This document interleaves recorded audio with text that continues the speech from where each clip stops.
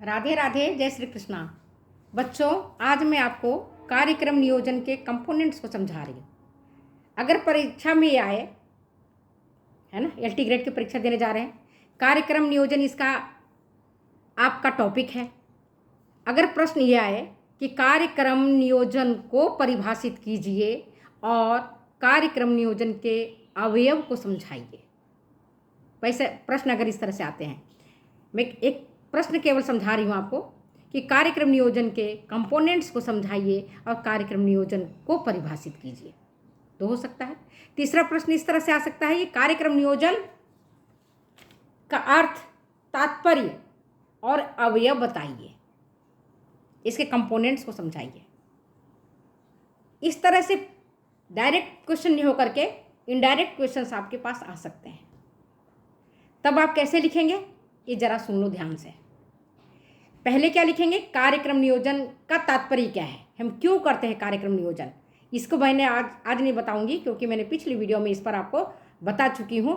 Part one में इस video को मैंने बताया है अच्छे से कि कार्यक्रम नियोजन किसको कहते हैं, कार्यक्रम नियोजन क्यों करना चाहिए, कार्यक्रम नियोजन की व्याख्या कीजिए, कार्यक्रम नियोजन की परिभाषा दीजिए, कार्यक्रम नियोजन को अपने शब्दों में समझाइए। इसके बारे में मैंने पहले वीडियो में आपको विस्तार से चर्चा किया है। आज के इस वीडियो में आपको बताऊंगी कि कार्यक्रम नियोजन के कंपोनेंट्स क्या हैं, क्या क्या अवयव हैं कार्यक्रम नियोजन के। तो सबसे पहले हमें कार्यक्रम नियोजन की परिभाषा बतानी पड़ेगी कि कार्यक्रम नियोजन क्या है, इसे हम क्यों करते हैं, और इसके अवयव। अब हम आएंगे अवयव पर, उस पर हमने विस्तार से चर्चा नहीं किया, पहले मैंने बता चुकी हूँ, तो उस वीडियो को आप देखना। कार्यक्रम नियोजन के कंपोनेंट्स क्या है, तो हम देखेंगे, बताएंगे कि कार्यक्रम नियोजन के जो अवयव हैं, जो कंपोनेंट्स हैं, वो बहुत ही जटिल है, इतना आसान नहीं है। जितना बोलना आसान है, जितना समझना आसान है, उतना ही इसे व्यक्त करना मुश्किल है। काफ़ी जटिल है कार्यक्रम नियोजन के कंपोनेंट्स।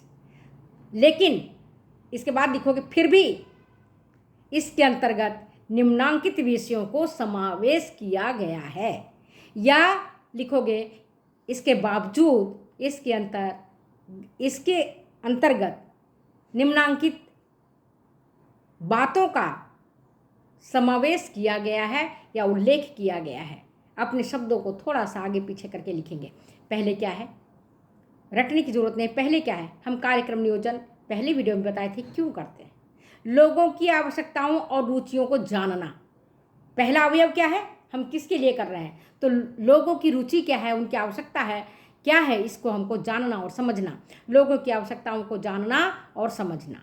दूसरा क्या है, स्थिति का विश्लेषण करना। रुचि जान गए और हम उनकी आवश्यकताओं को जान गए।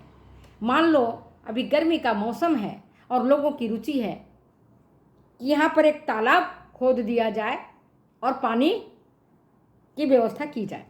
खास करके राजस्थान जैसे मरुस्थल में, जहाँ पानी की काफ़ी किल्लत होता है, अगर सोचेंगे कि लोगों की आवश्यकता है यहाँ के लोगों को पेयजल की व्यवस्था करना, पशु के लिए पीने की व्यवस्था करना, अगर उन लोगों की आवश्यकता है।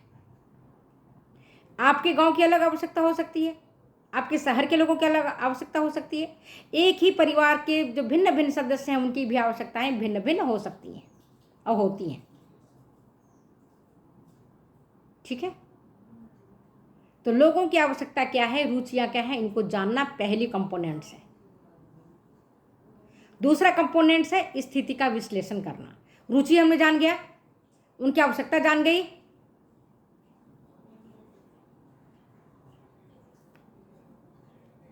तो समझो लोगों की रुचि को हमको पता चल गया, उनकी आवश्यकता हमें पता चल गया।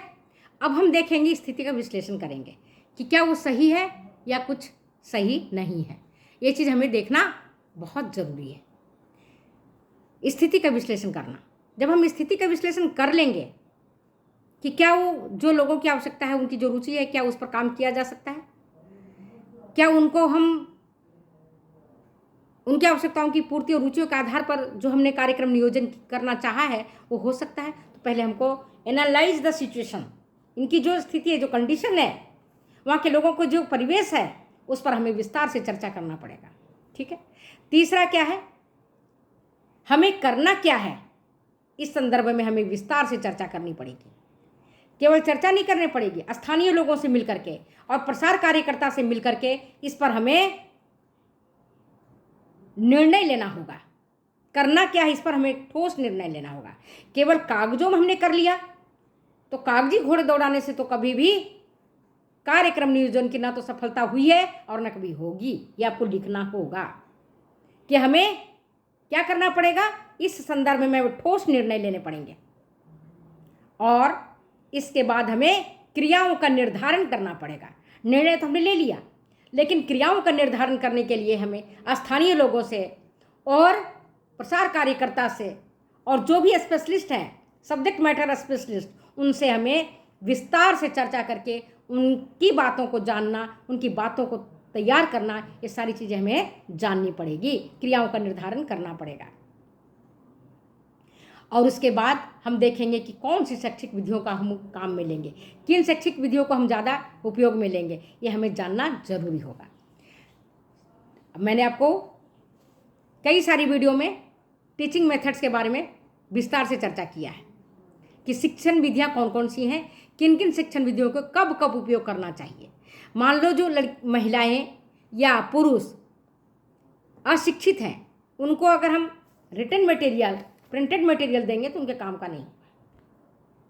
उनको हम इस तरह का शिक्षण विधि का उपयोग करेंगे, ऑडियो विजुअल एड्स करके इस्तेमाल करके अगर हम करेंगे तो फ़ायदा उनको होगा, अन्यथा उनको फ़ायदा नहीं होगा। तो हमको ये देखना है कि कौन सी शिक्षण विधि का उपयोग करना होगा। और जैसे बंगाली लोग हैं, है ना, उनको वो अगर उनको हम जाकर के संस्कृत भाषा में सिखाएंगे या हिंदी भाषा में सिखाएंगे तो बहुत बंगाली को, आसामी को समझ में नहीं आएगा। जैसे अभी मैं गई थी आसाम घूमने के लिए, तो वहाँ मैंने क्या देखा, आसामी जो ठेठ महिलाएं हैं वहाँ की या पुरुष है, उसको मैं हिंदी में भी बोलती थी तो समझ नहीं पाते थे। आसामी में वो क्या बोलते थे मुझे भी समझ में नहीं आता था। बंगाली में वो क्या बोलते थे थोड़ा समझ जाती थी, लेकिन पूरा पूरा नहीं समझ पाती थी। तो हम कौन सी शिक्षण विधि का उपयोग करेंगे, क्या हम लेक्चर मेथड उपयोग करेंगे, कौन सी भाषा का इस्तेमाल करेंगे, इसको भी हमें जानना जरूरी होगा। तो क्या करना है, इसके संदर्भ में हमें निर्णय लेना है, उसके बाद क्रियाओं का निर्धारण करना है और उसके बाद शैक्षिक विधियां कौन सी उपयोग में लेंगे। मान लो राजस्थान है, राजस्थान का जैसलमेर जिला या बाड़मेर जिला या जोधपुर जिला, यहाँ पर पानी की कमी है। यहाँ पर महिलाएं माथा पर, सिर पर मटका रख रख करके और काफ़ी दूर दूर से, किलोमीटर से पानी लाती हैं गांव में, ग्रामीण क्षेत्रों में। अगर वैसी स्थिति में अगर यहाँ के सरकार या ये निर्धारित करे कि नहीं, या तो मत्स्य पालन करना है, मछली पालन करने का कोई प्रोजेक्ट लाए, आप जरा सोचो सफल होगा क्या? नहीं होगा, 100% नहीं होगा।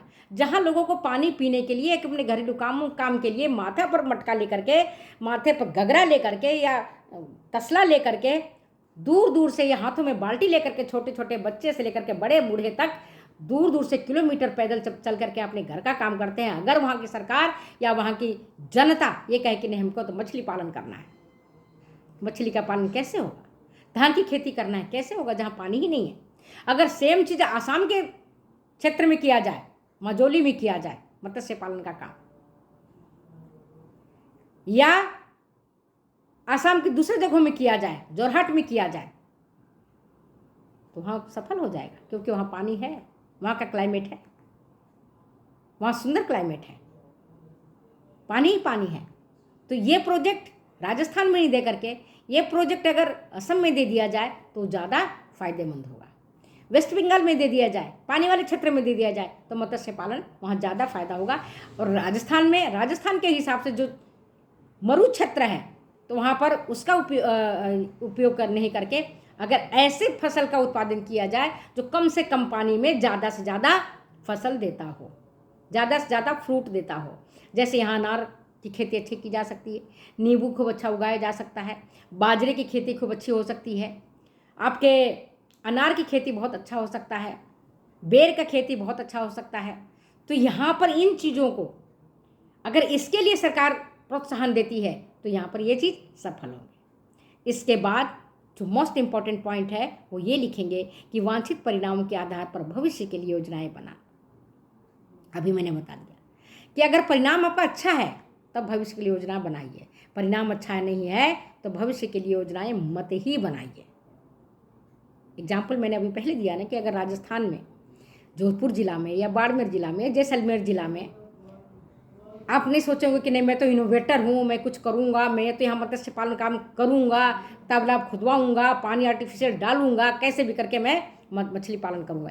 इफ़ यू आर नवाचार करते हैं, इनोवेटर हैं, और अगर आपने किया, पैसे लगा दिए, पूंजी लगा दी, मेहनत लगा दिया और दूसरे संसाधन लगा दिए, लेकिन परिणाम वांछित नहीं मिला, तब क्या करोगे? घर वाले भी कहेंगे कि मैंने मना किया था, समाज वाले भी कहेंगे, गांव वाले भी कहेंगे, जिला वाले भी कहेंगे, यार तू पागल हो गया था क्या? जब पता है यहाँ लोगों को पानी पीने के लिए नहीं है तो तुमने मत्स्य पालन का काम क्यों किया? इतना बड़ा प्रोजेक्ट क्यों लाया? कहाँ से पानी लाओगे? कहाँ से बिजली उत्पादन करोगे?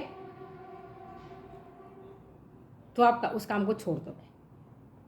लेकिन अगर बाड़मेर और जैसलमेर के धोरों से हवा जब चलती है, विंड जब चलता है, उसमें अगर आपने विंड सोलर लगा दिया, बिजली का उत्पादन आप करने लग गए कम पैसे में, देखिए मजे ही मजे, खूब पैसे आप कमा सकते हो। आज आपके पास विंड सोलर 2 है तो कल के दिन 10 हो जाएगा, परसों दिन 14 हो जाएगा, चौथे दिन आपके 20 हो जाएंगे, फिर 40, फिर 50, फिर तो आप सोलर के मालिक बन जाओगे। ये डिपेंड करता है आपके वांछित परिणाम के आधार पर भविष्य के लिए योजनाएं बनाना। और इसके लिए क्या है, सबसे महत्वपूर्ण, लास्ट बट नॉट लिस्ट, वह उपयोगी तकनीक। क्योंकि अगर हम ट्रेडिशनल तरीके से काम करेंगे तो हमें हारने की संभावनाएं ज़्यादा होती हैं।